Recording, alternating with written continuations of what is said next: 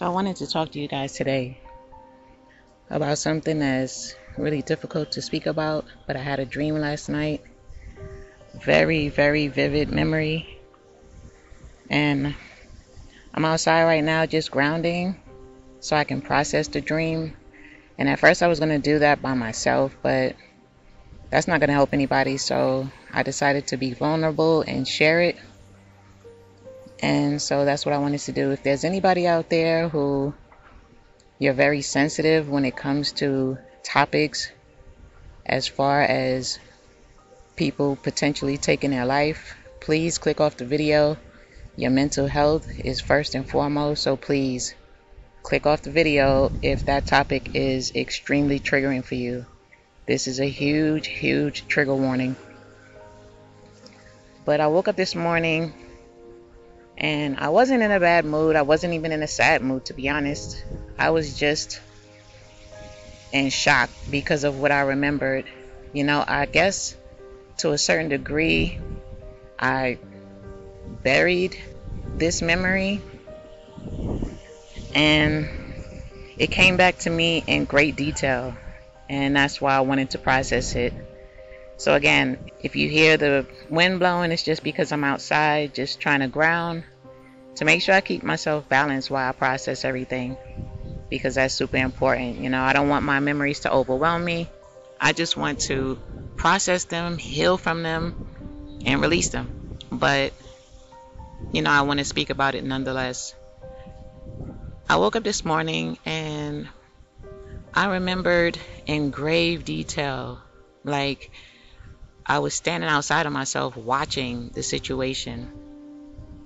And I remember the very first time that I considered taking my own life. And I say the first time because there have been different times that I considered that, you know, from being very young all the way up into adulthood, you know, especially as the traumas kept piling on and piling on. There were multiple times that I considered taking my own life. And the thing about that, before I even get into my memory, the thing about that is I know in my heart that I don't want to take my own life. I know in my heart that I'm a fighter and I can get through anything.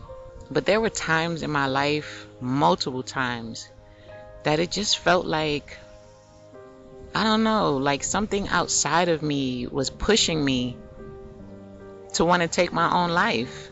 It's not something that I can explain.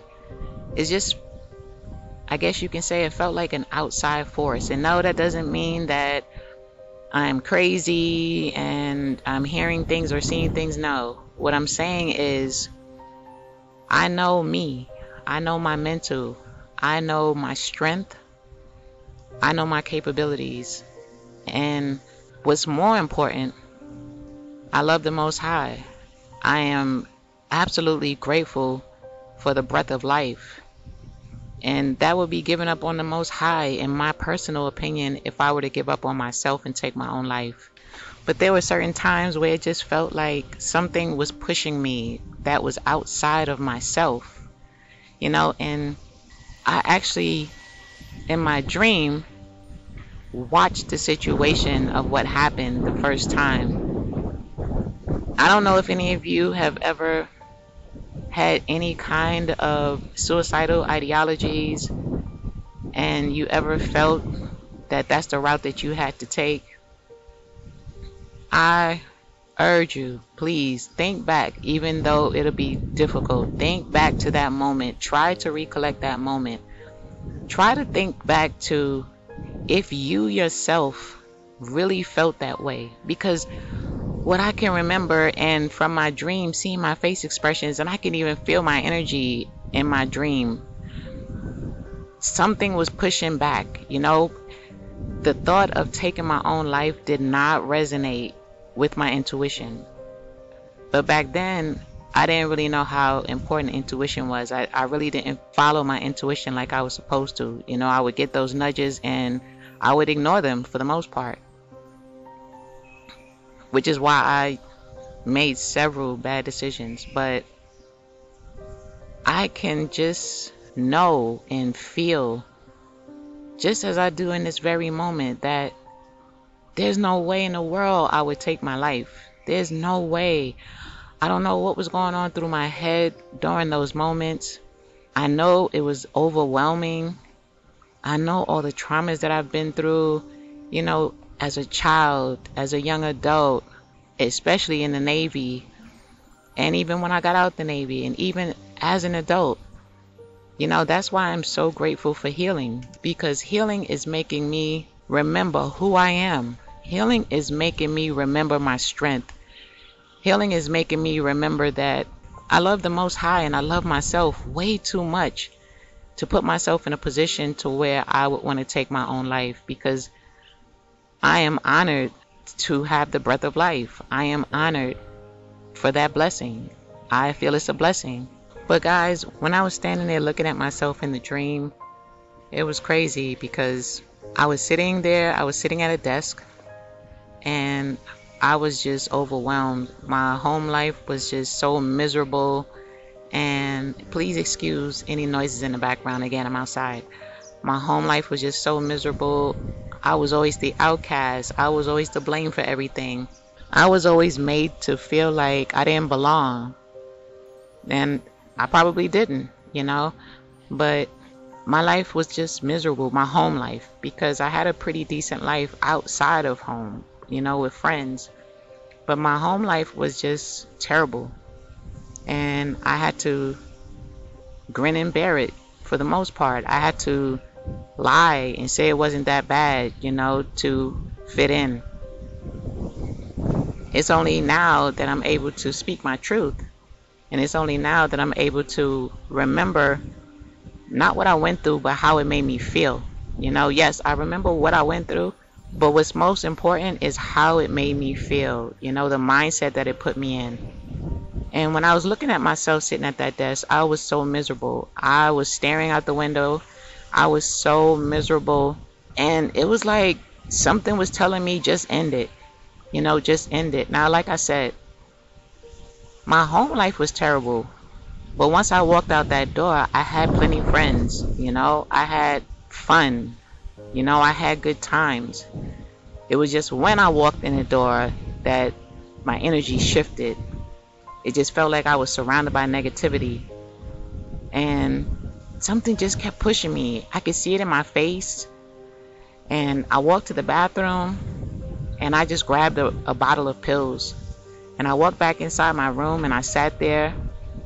And I was just staring at the bottle of pills for the longest time, like I was debating if I should do it or not. And I saw myself opening up the bottle and my hands were shaking. Almost like, while I was looking at it, it was almost like something was forcing me to open that bottle, and my hands were shaking because I didn't want to. But I did it. I opened that bottle and I took all the pills. I swallowed all the pills in the bottle and it was full. And it's like I can prove that I didn't want to do it, because after I did that, I went inside the room of the people who raised me and I told them that I took the pills. And then I walked out and I went in my room, and the male who used to assault me sexually, he was the first one who came running inside the room. And he got on the floor and he was, I guess, had crocodile tears. He started crying, saying, "What did you do? What did you do?" Then he grabbed a bottle of pills and he looked at it. Now the woman who raised me, she came in the room as well. She was just standing there. And I don't know. I remember standing there in my dream looking at her. And me as a mother wondering, why is she not on the phone with 911 right away? You know, if that were one of my kids, the first thing I would do is grab the phone and call 911. You know, so help could be on the way while I tried to tackle the situation. But she was just standing there. Now once he read the bottle, and I'm just laying there, mind you, on the floor crying. I wasn't boo-hoo crying. The tears were just coming down my face. And I was laying on the little bed. I had a little pallet bed on the floor. I was laying down on the little pallet bed on the floor, and the tears were just going down my face. And once he realized they were iron pills, he started laughing. He started laughing. He was like, uh-oh, you're going to be Superwoman now. And once he said they're iron pills, she just walked off. It was crazy. It was really crazy. Then he got up and walked out the room, and I was just laying there. And I really didn't know what to think because, you know, I was younger, not that young. I believe I was like in high school or something like that. Maybe at the end part of high school, like the upper years in high school. And I remember going into the kitchen and I can hear her on the phone with the woman who I considered my aunt.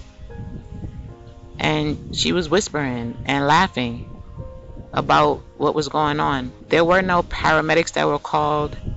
There was no conversation. There was no getting me any help. There was nothing. It was a joke. Me trying to take my own life was a joke.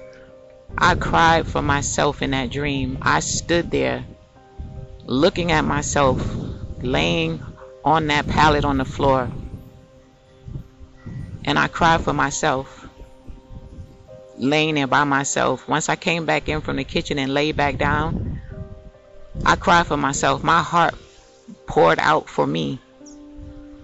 And that's why I'm outside processing it, because I never received any emotion behind that. And I'm not saying I was looking for attention. I don't know what I was looking for, to be honest.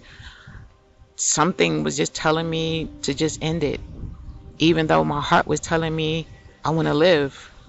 And that's not the first time that that's happened, where even though I was overwhelmed, even though I was miserable, something was telling me just end it, even though my heart told me I want to live. I knew on multiple occasions that all I needed to do was get away from wherever I was and I would be okay. But I cried for myself. I urge you guys, think back to any moments that you've ever had similar to this and show some emotions for yourself. Not pity, because we don't deserve to be pitied, but understanding. Understand what it was you were feeling. Understand what it was you were going through in the moment.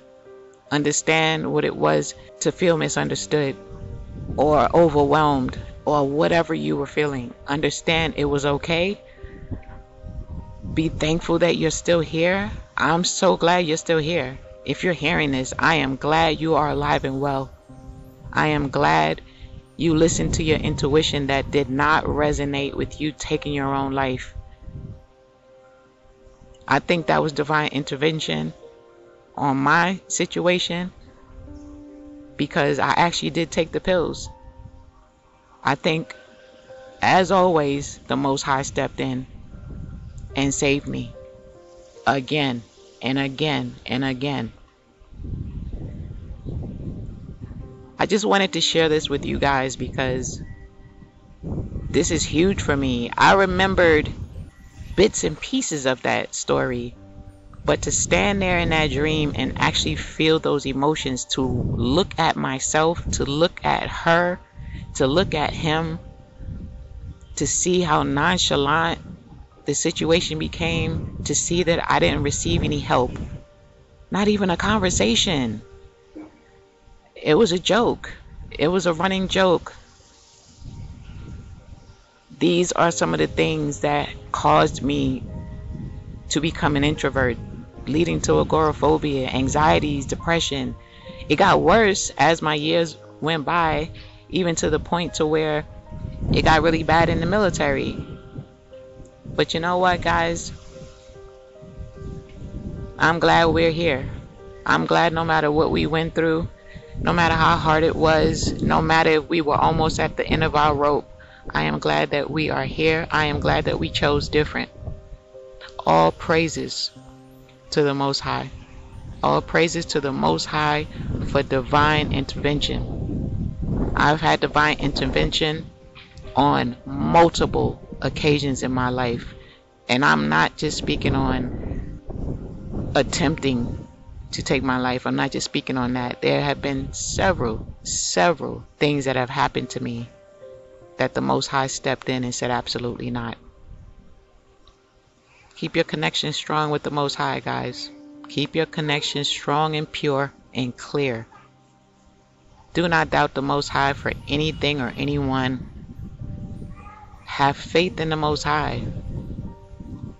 Now, this is not one of those moments where I can laugh about a past memory because it's not funny. This memory is not funny. However, I feel empowered that I can release this memory. I can release it. I can release it because I know better now.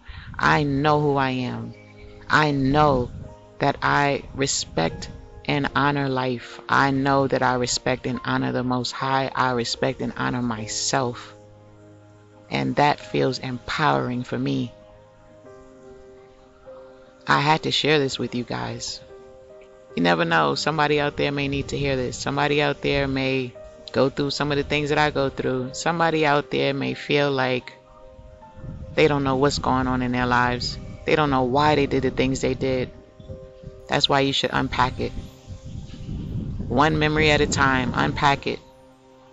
And when you're dealing with a really tough memory, something that's very unpleasant, make sure you go sit outside. Sit outside and ground yourself as you process that memory. Sit outside because as the wind blows, you can release that memory out into the wind and let it go and heal from it. I feel healed from that situation. And I forgive those people.